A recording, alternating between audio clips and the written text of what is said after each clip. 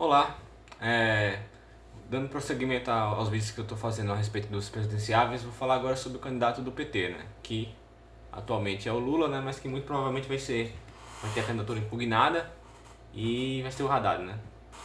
Então, eu vou falar do PT de uma forma geral, no final eu falo especificamente sobre o Haddad.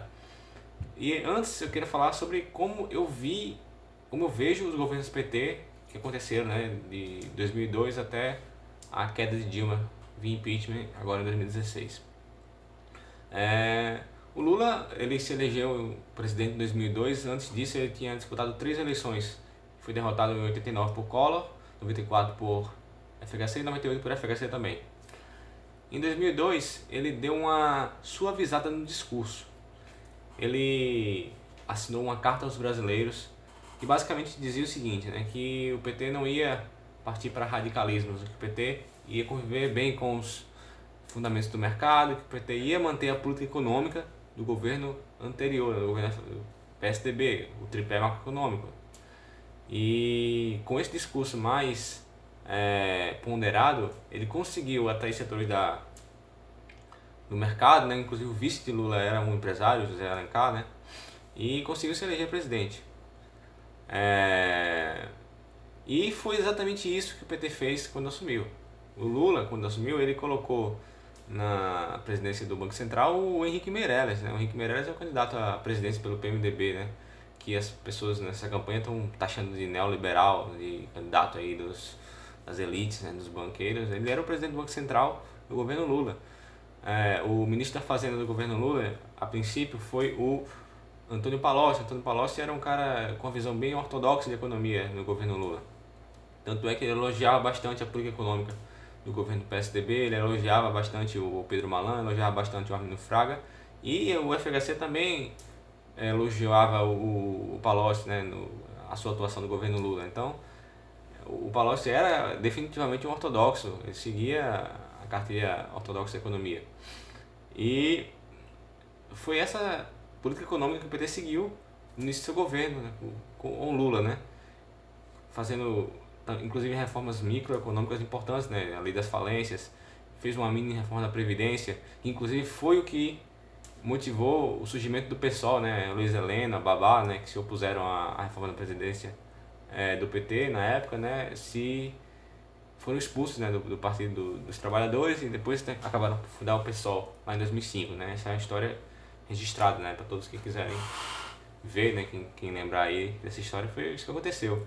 Então o PT não fez uma política econômica diferente do PSDB no princípio do governo Lula, definitivamente não, certo? Muita gente tem esse discurso barato de que o PSDB era o governo dos empresários, das elites, e o PT era o governo dos pobres. Isso é falso, totalmente falso. Na verdade, as políticas econômicas foram as mesmas.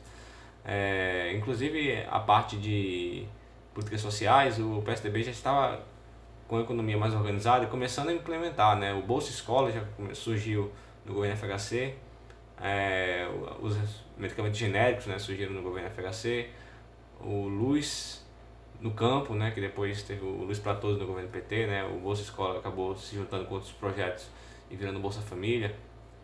Mas enfim, esses dois governos são muito mais parecidos do que se pensa, né? Incrivelmente, o discurso da esquerda quer dizer que eles eram totalmente diferentes, não eram. Essa política econômica do PT, no princípio, né, foi uma das coisas que explicou o sucesso do governo Lula a princípio, né? O governo Lula, ele teve bons indicadores econômicos. O Brasil fez seguir os superávites primários, né? Porque o Brasil teve uma postura muito interessante, fiscalista, né, de responsabilidade fiscal. Manteve o tripé macroeconômico: responsabilidade fiscal, regime de meta de inflação e câmbio flutuante, igualzinho. E com essa política correta, o PT ainda teve dois outros fatores que aí já foi mais uma questão de sorte, né, ajudaram também o PT, né, que foi a questão de o mundo estar vivendo uma situação de crescimento como um todo, né? O mundo estava crescendo muito rápido, a pobreza no mundo como um todo estava caindo muito rápido. E o PT acompanhou essa tendência, né? Se tem mais dinheiro no mundo, acabou tendo mais dinheiro para investir no Brasil também, né? E nessa época também teve um boom nos preços de commodities, né? O Brasil é exportador de commodities, de minério de ferro, de alimentos, né? Soja, milho, né? E essas commodities, né? Com essas altas ajudaram também a balança comercial do Brasil, né? O Brasil teve foi bastante influenciado positivamente por isso, né? Por essas variáveis. Tudo isso junto fez com que o Brasil realmente entrasse numa roda de crescimento. Mas o Brasil não cresceu tão mais do que a média do mundo, não. Eu nem conferi aqui os dados exatamente, mas eu sei que o crescimento do Brasil foi em linha com o que o mundo cresceu. Nem mais, nem menos. Foi por ali, sabe? O Brasil não teve um crescimento chinês, nem foi abaixo também. Foi aquilo ali, sabe? Então quando o pessoal fala que o Lula tirou não sei quantos milhões da pobreza, na verdade o mundo estava saindo da pobreza de uma maneira geral, né? Então não foi exatamente só o Lula, né? Essa conta tem que ser descontada aí, né? De fato, no governo Lula houve a implementação de políticas sociais, o aprofundamento delas, isso foi muito bom. O Bolsa Família é um projeto que eu achei muito legal, né? Que é um projeto que empodera o pobre, né? Dá o dinheiro na mão do pobre e ele faz o que ele entende que é melhor com aquele dinheiro, né?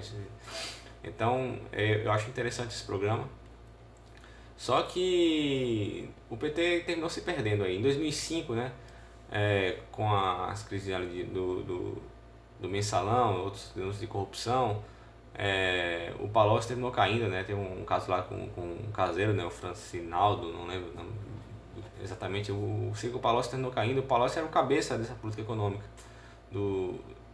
E mais tarde, já em 2008, quando teve a crise econômica, né, o PT e Guido Mantega, que já era ministro da Fazenda, o PT virou totalmente a mão.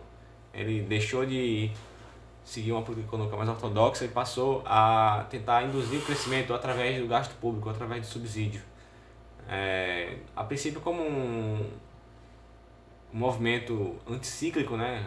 O Brasil enfrentava uma crise mundial, né? Assim como o mundo inteiro estava enfrentando, mas a partir daí o PT manteve essa política econômica de 2008 em diante.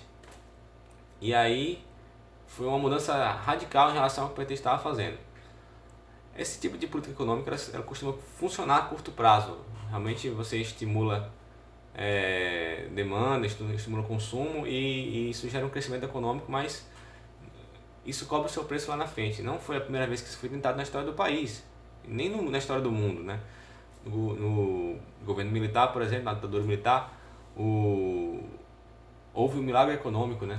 Que foi justamente isso, né? Uma indução do crescimento com gasto público, muito investimento, e isso acabou gerando um crescimento muito forte e lá na frente uma dívida estrondosa, né? A recessão, tudo isso veio como efeito colateral, né? E o PT, no governo Lula ainda, enfim, metade do segundo mandato em diante, no governo Dilma, fez basicamente um aprofundamento desse tipo de estratégia, que os crescimentos foram ficando cada vez mais pífios, até que em 2004 isso descambou para uma recessão, acho que crescimento de 0,1%, né? Em 2015 teve uma queda de 3,5%, 2016 mais 3,5%, e isso pode sem dúvida nenhuma ser caracterizado como a maior crise econômica da história da República Brasileira, maior recessão. E aí? A política econômica do PT foi acertada? A princípio, no começo, foi sim. Foi uma política econômica que, apesar de poder ser criticada, né, aqui e ali, foi, em linhas gerais, acertada no meu entendimento, que depois se perdeu, né? O interessante é que, se você perguntar para algum parapetista, né, que eu chamo, né, as pessoas que não gostam do PT, mas defendem o PT, né, no fim das contas, eles vão falar o seguinte: o PT teve erros e acertos. Aí quando você vai ver o que essa pessoa fala, na verdade os erros para ela foi o que o PT fez certo lá no começo do governo, né, de ter seguido a cartilha econômica mais liberal, e os erros e os acertos foi ter valorizado o funcionário público, né, valorizado aí os servidores e tal, esse tipo de coisa, o que não é uma coisa assim ruim em si, né, só que o que o PT fez foi aumentar ainda mais a desigualdade que havia entre o setor público e o setor privado. gerando um compromisso fiscal muito pesado, né? A partir daí o Brasil começou a ter uma folha de pagamento de funcionalismo cada vez mais pesada, né? Uma previdência cada vez mais inchada. Não foram feitas reformas para estruturar isso, além de uma micro-reforma feita no começo do governo Lula. E nós tínhamos uma bomba relógio na nossa escola, que é a bomba relógio que está na nossa escola agora, que é a fiscal. A gente tem 93% dos gastos primários do Brasil são obrigatórios, funcionalismo, previdência, por exemplo, né? Benefícios previdenciários além da previdência, como benefício de prestação continuada, o LOAS, né? Tudo isso são despesas obrigatórias, né? E a gente tem que resolver isso. A gente não tem dinheiro para custear isso. O PT pensou o Brasil como se a gente tivesse um crescimento ininterrupto, né? E pudesse acompanhar esse crescimento do gasto público. E isso não aconteceu, assim como não era esperado mesmo que acontecesse. A gente não pode afrouxar nossa atenção em relação à responsabilidade fiscal. E foi isso que o PT fez.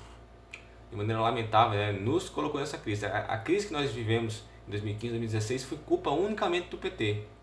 O pessoal tá com esse papinho aí que foi culpa do Temer. O Temer já pegou o país em crise. Foi culpa da oposição que estava sabotando o governo do PT, coisa nenhuma.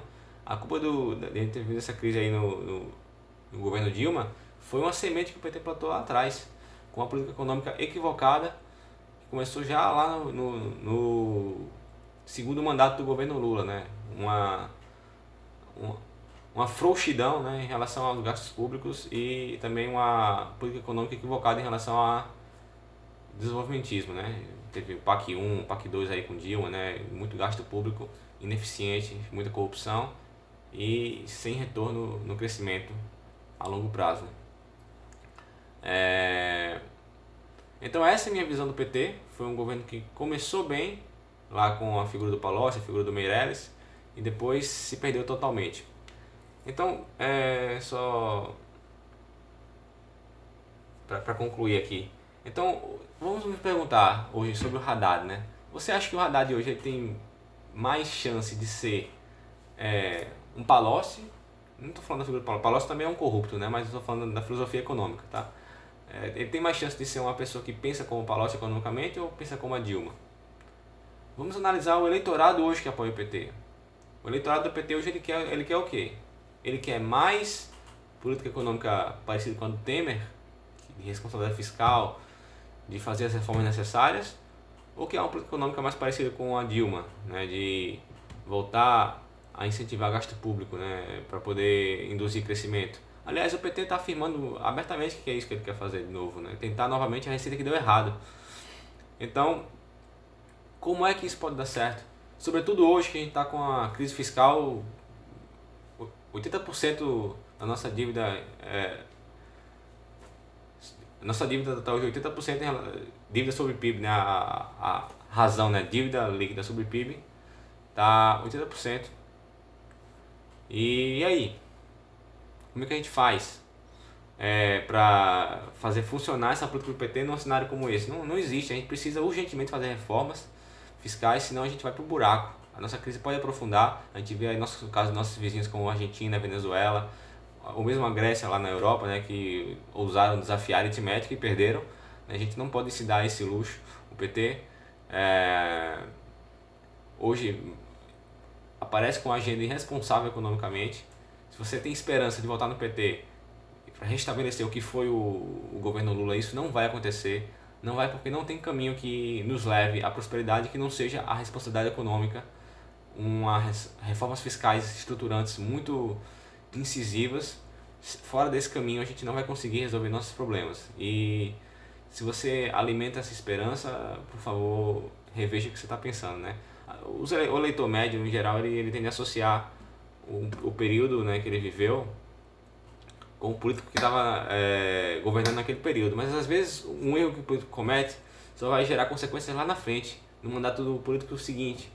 E o eleitor não consegue associar isso, né? Então ele acredita que o governo Lula, que teve seus méritos sim, como eu falei nesse vídeo, Foi num passo de mágica, por escolha política, conseguiu fazer o Brasil funcionar, e não foi isso, né? O governo Lula também obteve um legado do governo anterior de uma economia mais organizada, e por isso conseguiu também fazer o Brasil crescer como cresceu ali no começo dos anos 2000. Então é isso, né? Eu acho que eu faço aqui um apelo ao eleitor, né? Que reflita, né? Às vezes a explicação não é tão simples quanto parece, né? O pessoal pensa, no tempo de Lula que era bom, mas você não sabe explicar por que aconteceram as coisas, né?